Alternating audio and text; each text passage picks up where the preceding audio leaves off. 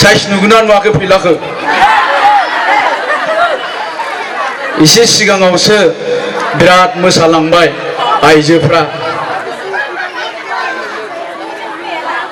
बिराद मोजां मेथाइ गोजामथार मेथाइ बियो किन्तु एभारग्रीन थैनो रोङि मेथाइ दा ओरैबायदि समायना रमायना मोसालांबाय बे मोसाग्राफोरनिनो सिगांथाराव सासे मोसानायखौ मेगन खेबदोंमोन आं किन्तु खोथाया जाबाय मा मोजां नायबा माबा खाफालाव सिन्दुर दङ बहा मोननै बाद दोननानै खर'निफ्राय बाहेर खालामफिनबाय आं बावबायसो आं सोर सासेयामोनथाय मेथाइआथ' जोबोर ओंथि गोनां आइजो नोंथांमोना बेसेबां गोसो होना खोनासंदोंथाय बर' आइजोफोरखौ लानानै रोजाबनाय मेथाइ आइजो जों बर' आइजो हारिनि गोदान जोहोलावजो आइजोनि मान हारिनि मान जेरावबो गोसार होगोन जों हाजो हायेन होननानै बुङो किन्तु मालाबा मालाबा आं गासिखौबो जोबाखै दे खायसे जोंनि बिहामजोफोरखौ आइजोफोरखौ माबा 6 मास जास्लाबि गावनि गथ'खौनो गारनानै जों बायदि थाखा गोनांजों खारफालांनाय ओरैजाय खोनायो आरोखि दा ओंखायनो सोमखोर बर'आ नोंथांमोननि आफादगिरिया आंखौ दाखालि फन हरनानै बुंहरबाय दे सारा फैनांगौलै 21 तारिखआव जोंनियाव गेजेर बिजनियाव होनबाय आंनाथ' बावलायलाङोना बिजनि सानदों आङो फानबारि बिजनि उनावसो गोसोखांबाय गेजेर बिजनियाथ' जों गामिसो सानबाय आङो जोंनि जायगानि आं बाय मानो थांनांगौ जोङो 21 खालाराव फरायसाफोरखौबो लेंहरदों गार्जेनफोरखौबो लेंहरदों बे गार्जेन आरो फरायसाफोरजों सावरायनांगौ माखौ लानानै सोलोंथाइखौ लानानै आरो जोंनि बिमा बिफाफोरनो गावबागावनि गथ'खौ माबायदि जोथोन लानांगौ समाजाव जों माबोरै सोलिनो नांगौ जोंनि समाजनि माखासे बेले बेजेफोरखौ लानानै सावरायनो फैनांगौ होनहरबाय आरो नोंथाङा बै जोंनि माबाफोरखौ सेंग्रा सिख्ला छात्रफोरखौ थिगसे रायनांगौ जाबाय आं दोङो मानो रायनो माने आजिखालि जोंनिया छात्रफ्रा उन्दै बैसोआवनो सेंग्रा सिख्लाफ्रा उन्दै बैसोआवनो जौ लोङो सिगारेट सोबो डेनड्राइट जायो गान्जा सोबो सोरबा सोरबा माबा मोनसे ड्राग्स जायो ओंखायनो थिगसे रायना थांनांगौ जाबाय आं बाय नमस्कार आं रायालै दा बेबायदि रायैनो लामाफ्राव जम जालाबायनाय जाबाय आरोखि आं आरो लामायाव जमबाबो मोनैनि दानिया बे सेंग्रा सिख्लाफ्रा आंखौ ससियेल मिडियायाव जमो आरो सोरबा सोरबा बुङो बे फैलानिया गावनि फिसायाबा बेसे मोजां मालायनि फिसाखौ रायबाय थायो बियो होनना बुङो आरो हिनजावफोरखौबो बुङो नालाय आङो बै माबा फिसाय थाखानाय गथ' गोनांफ्रानो मबाइलाव माबा सिन्दुर खोमोरनानै रिल बानायलाबायनानै ओरै मोसालाबायो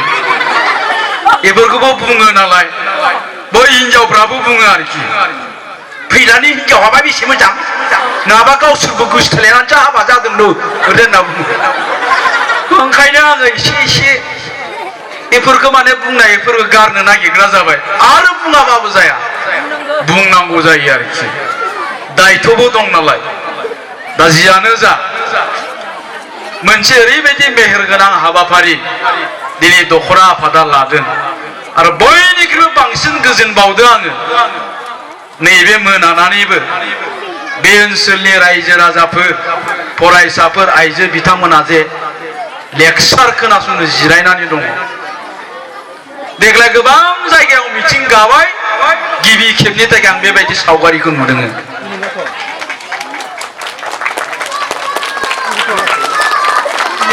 आङो बारा गोलाव खोथा बुङा जोंहा फंबाय नितुल कुमार ब्रह्म दङ बे गोबां खोथा बुंगोन नोंथांमोननो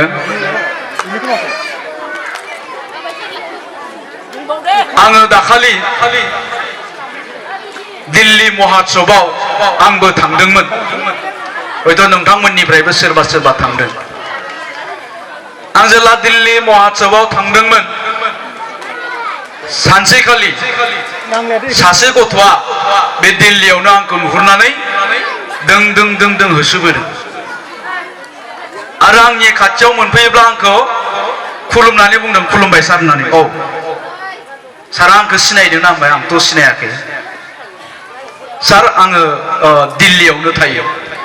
दिल्लीयाव मा खालामो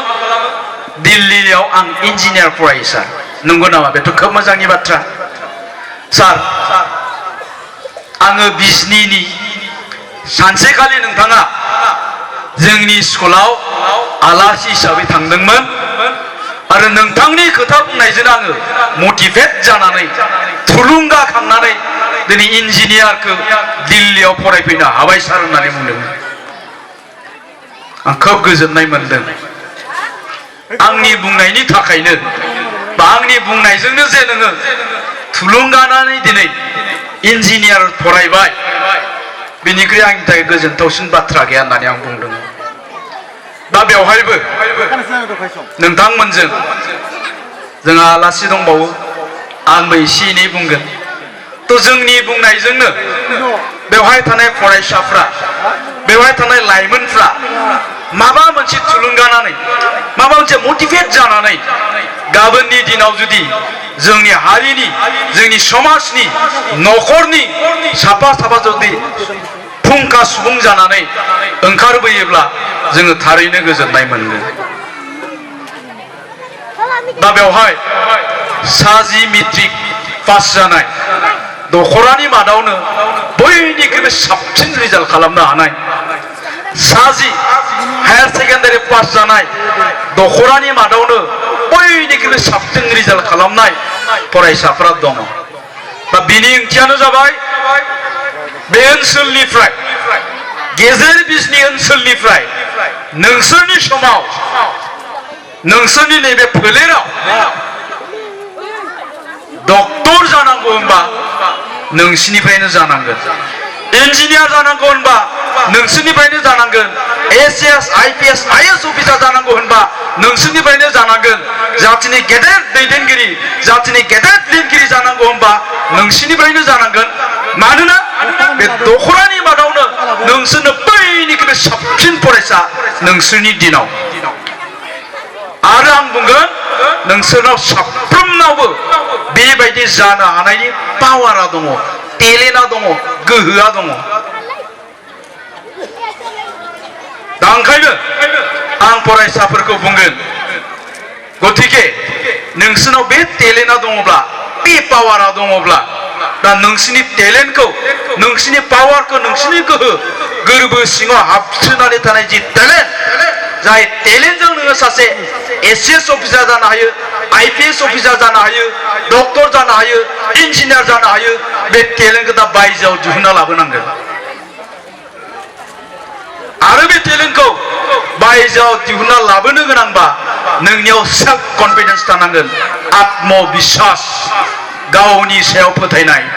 नों गावखौ बेसेबां फोथायो जे नोङो सासे डक्टर जानो हायो बिनि सायाव सोनारगोन दा आङो बेवहाय थानाय फरायसाफोरखौ बुंगोन बे सेल्फ कनफिडेन्सआ दंना गैया आरो नोंसिनाव थांखि दंना गैया गावनि सायाव फोथायनाय आरो जुदि थांखिया दङब्ला नोंसोरखौ रावबो होबथानो हाया नाथाय थांखिबो गैयाबा आरो गावनि सायाव फोथायनायबो गैयाबा जेबो जानाय नङा दा बेखायनो आं बुङो माबा मोनसे जानो गोनांबा नों गावनि सायाव फोथायनाय थानांगोन आरो बे फोथायथिखौ लानानै नोङो खामानि मावनांगोन थांखिखौ होसोनांगोन दा बेखायनो आं बुंनो बेवहाय थानाय साफ्रोमबो फरायसा बे टप 10 खौल' आं बुङाखै बेवहाय जेसेबां फरायसाफोर दङ बेवहाय जेसेबां बिमानि फिसाफोर दङ बेवहाय जेसेबां बिफानि फिसाफोर दङ बिसोर साफ्रोमबो जि जानो गोसो बेखौनो जानो हायो नों मा जानो बेखौनो जानो हायो आरो जों बिसोरखौ जा खालामनो गोसो बेखौनो खालामनो हायो दा बेखायनो आङो बेवहाय थानाय साफ्रोमबो फरायसाफोरखौ बुंदों दा माबा मोनसे नोंनियाव थांखि थानो नांगोन थांखि गैयाबालासिनो नोङो जेबो जानो हानाय नङा आरो नोंहा थांखियानो गैयाब्ला नोङो गोसो होनानैबो फरायनाय नङा बाजाराव नोङो मानो थांनो बाजाराव आंहा जेबो लायनांगौआनो गैया बाजाराव थांनांगौनि जेबो गोनांथियानो गैया दा जानो बाजाराव जाय थांदों बे माबा मोनसे गोनांथिखौ लानानै थाङो सोरबा संख्रि लायनो थांदों बानलु लायनो थांदों थाव लायनो थांदों मैगं थाइगं लायनो थांदों थिग बेबायदिनो नोंसो बे लेखा फरायदों मानो फरायदों माबा मोनसे जानो थाखायसो फरायनांगोन मानो फरायदों यस आङो माबा मोनसे जानो थाखाय फरायदों नाथाय सोरनिबा नारसिननायावसो जुदि नोंसोर स्कुलाव थांदोंब्ला सोरनिबा नारसिननायावसो जुदि नोंसोर लेखा फरायदोंब्ला नोंसोर जेबो जानो हानाय नङा दा जोंनि गोबां फरायसाफोरखौ जोंनि गोबां लाइमोनफोरखौनो जों नुयो बायथ'आव लेखा फरायदों बायथ'आव स्कुलाव थांदों बायथ'आव क्लास खालामदों दहाय प्रिन्सिपाला बुंदों एसे सिगाङाव आजिखालि गथ'फ्रा पिरियडसो लायो पिरियडनै लायो बिनि उनाव ब्लड खालामो थ' बेजों जेबो जानाय नङा दा ओंखायनो आं बुंनाया माबा मोनसे जानो गोनांब्ला थांखि लानांगोन आरो बे थांखिखौ होसोनो थाखायसो नोङो लेखा फरायनांगोन बा फरायगोन दा बेखायनो बुंदोङो नोंनि गोरबो सिङाव हाबनानै थानाय बे टेलेन्टखौ बायजोआव दिहुननो गोनांबा नोंनि थांखिया गोरा जानांगोन यस आं डक्टर जानो नागिरदों आं डक्टर जानो हायो बे आत्मबिश्वासाबो थानांगोन दा आत्मबिश्वासा दंना गैया सेल्फ कनफिडेन्सआ दंना गैया आंथ' बुंदोङो नोंसोर साफ्रोमबो जि जानो गोसो बेखौनो जानो हायो आरो बे टेलेन्टआ नोंसिनाव दङ दिनैनिफ्राय नोङो सिन्था खालामनो हायो मैया मा सिन्था खालामदों गासिखौबो बावगारजोब मानसिनो सोलायनो 1 मिनिटल' टाइम नांगौ 1 मिनिटनि गेजेराव मानसिया चेन्ज जानो हायो दा आं बेखायनो बुंबाय दिनैनि सिगां मैया नों मा सिन्था खालामदोंमोन मा नेगेटिभ सानस्रि दंमोन नोंनियाव नों गासिखौबो बावगारजोबनानै दिनैनिफ्रायनो सिन्था खालामनो हायो मैया एग्जामाव नों बेसेबां पार्सेन्ट लाखिदों गासिखौबो बावगारजोब थांनाय एनुवेल एग्जामाव आं 10% मोनदोंमोन 20% मोनदोंमोन 30% मोनदोंमोन एबार गासिखौबो बावगारजोब एबार गासिखौबो बावगारजोबनानै जोङो दिनैनिफ्रायनो सिन्था खालामनो हायो आङो सोलायनोसै आं नोङो 1 मिनिटाव चेन्ज जानो हायो मानसिया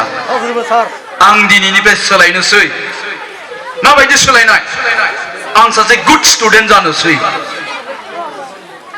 आं सासे मोजां फरायसा जानानै मेट्रिकआव 90% लाखिनोसै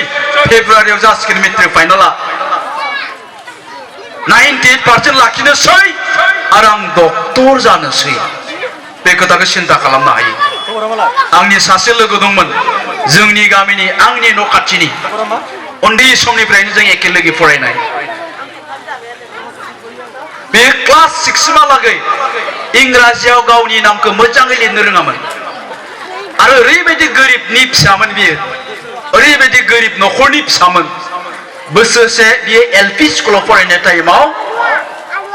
बोसोरसे स्कुल गारनानै लावखार थाहैदों राङापानि होननाय गामियाव लोखि बाजार राङापानियाव मानो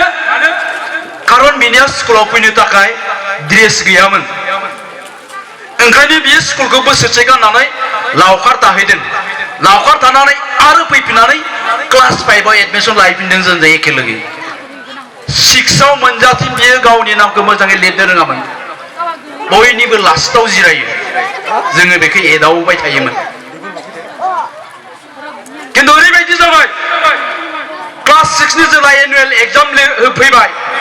एनुवेल एग्जाम लिरखांबाय एनुवेलनि रिजाल्टखौ होबाय अब्ला रिजाल्टआव मा फैबाय